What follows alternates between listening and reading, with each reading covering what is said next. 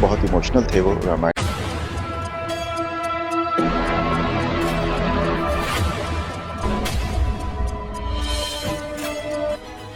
पति का बेरहमी से कत्ल, हिमाचल में मौज मस्ती और वापस लौटते ही गिरफ्तार। सौरभ हत्याकांड की आरोपी मुस्कान और साहिल की यही कहानी है। दोनों अब मेरठ की जेल में बंद हैं और यहाँ उनकी कहानी का दूसरा पार्ट शुरू हो चुका है। सलाखों के पीछे सिर्फ पछतावा है, खामोशी है, बेचैनी है, आंसू है और जेल से बाहर निकलने की तड़प है।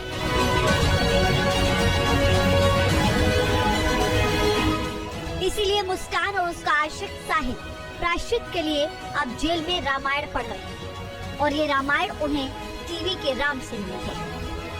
एक मीडिया रिपोर्ट की माने तो सौरभ के हत्यारों को जेल प्रशासन ने 10 दिन मुलाहिजा बैरक में रखने के बाद मुख्य जेल में शिफ्ट कर दिया है। शनिवार को 10 दिन पूरे हो गए, जिसके बाद जेल प्रशासन ने साहिल और मुस्कान को मुख्य बैरक में अन्य बंदियों के साथ शिफ्ट कर दिया, जहां साहिल को इच्छा के अनुसार सब्जियां उगाने का काम दिया गया। वहीं मुस्कान जेल में सिलाई कढ़ाई सीखेगी। इसी बीच रविवार को मेरठ हापुड़ लोकसभा से सांसद और प्रसिद्ध अभिनेता अरुण गोविल मेरठ जिला जेल पहुंचे, जहां उन्होंने करीब 1500 रामायण कैदियों में बांटी। इस दौरान मुस्कान और साहिल से भी मुलाकात की और उन्हें रामायण दिया। अरुण गोविल अब मेरठ से सांसद हैं, लेकिन उनकी पहचान टेलीविजन सीरियल रामायण के राम से ही है। अरुण गोविल मेरठ के ही रहने वाले हैं और अब सांसद भी। मेरठ जेल के दौरे में उनकी मुलाकात मुस्कान और साहिल से हुई। अरुण गोविल खुद मेरठ जेल पहुंचे थे। यहाँ उन्होंने कई कैदियों को रामायण भेंट की। अरुण गोविल के मुताबिक मुस्कान और साहिल ने भी खुद ही रामायण मांगी। इस दौरान मुस्कान की आंखों से आंसू निकल गए। मैंने उन तो दोनों को रामायण दी और दोनों बहुत इमोशनल थे वो रामायण मेरी, और बहुत इमोशनल थे दोनों। मैंने उनको सब लोगों को यही कहा कि रामायण पढ़िए, इससे बहुत कुछ सीखने को मिलता है। हमें समझ में आता है कि जीवन हमें कैसे जीना चाहिए, अपने लोगों के साथ, समाज के लोगों के साथ कैसे हमें जीवन जीना चाहिए। रामायण हमें यही सिखाती है। उन्होंने रामायण भेंट की, उन्होंने बहुत आदर से, श्रद्धा से रामायण जो है वो ग्रहण की। दोनों को। हाँ बिल्कुल, बहुत लोग भावुक हो गए थे यहाँ पर। मैंने देखा कुछ जो थोड़े से लोग थे, उनकी तो आंखों में आंसू भी आ गए थे जब मैंने ये उनसे कहा कि ऐसा कोई काम मत कीजिएगा कि आपको दोबारा यहाँ कभी आना पड़े। इससे पहले सौरभ के हत्यारोपी मुस्कान और साहिल से सरकारी अधिवक्ताओं के एक पैनल ने मुलाकात की। वरिष्ठ जेल अधीक्षक के मुताबिक दोनों ने वकीलों से अपनी जमानत की गिड़गिड़ाकर गुहार लगाई। हालांकि दोनों ने वकीलों से ये भी कहा कि उन्हें जेल में एक साथ रखा जाए। मुस्कान अब भले ही पछता रही है, लेकिन इसकी जिम्मेदार वो खुद है।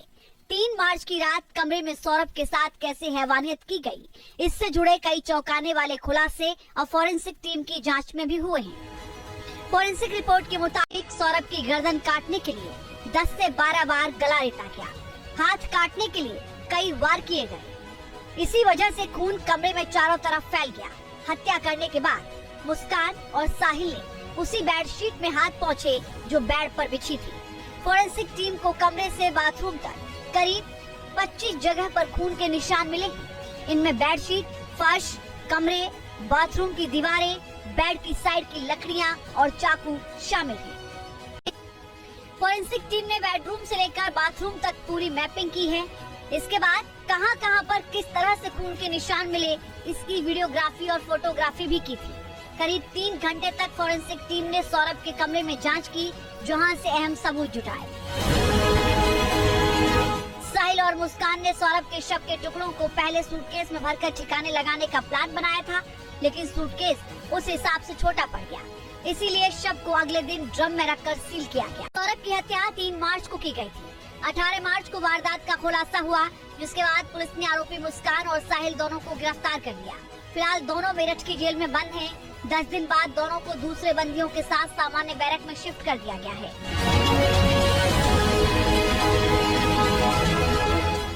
जेल में मुस्कान का नया पता 12B और साहिल शुक्ला का नया ठिकाना 18A बैरक है।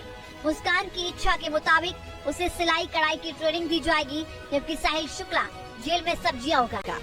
यहाँ पर कई तरह के सेंटर चलते हैं, जैसे सिलाई कढ़ाई सेंटर है, फुटबॉल मेकिंग सेंटर है, कपड़े बनते हैं, फैक्ट्री है, लकड़ी की भी चीजें बनती हैं, कई चीजें बनती हैं। यदि कोई सीखना चाहे तो बंदी को मौका दिया जाता है। उसी के तहत मुस्कान ने सिलाई और कढ़ाई सीखने के लिए अपनी इच्छा जाहिर की है तथा साहिल ने सब्जी उगाना सीखने की, सब्जी को पैदा करने की इच्छा जाहिर की है। उसी के तहत उनको ये काम कराया जाए।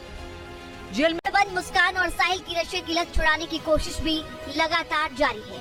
दोनों को जेल के अंदर ही नशा मुक्ति केंद्र की निगरानी में रखा गया है। डॉक्टर से रेगुलर काउंसलिंग कराई जा रही है।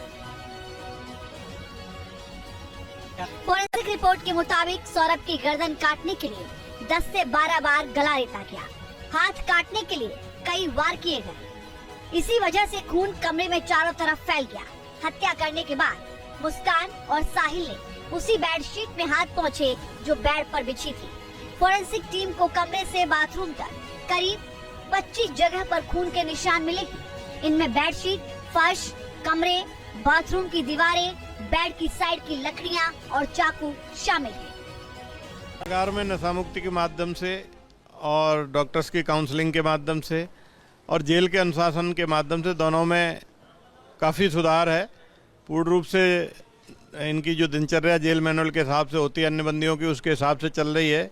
साहिल ने योग की क्लास अटेंड की है तथा वो प्रतिदिन योगा कर रहा है। मुस्कान और साहिल जेल में कई दिनों तक बेचैन रहे। अब दोनों सामान्य होने की कोशिश कर रहे हैं, मगर जिस तरह की वारदात को उन्होंने अंजाम दिया और पुलिस ने जो सबूत जुटाए हैं, उससे साफ है कि दोनों का ही कानून के शिकंजे से बच पाना बेहद मुश्किल है।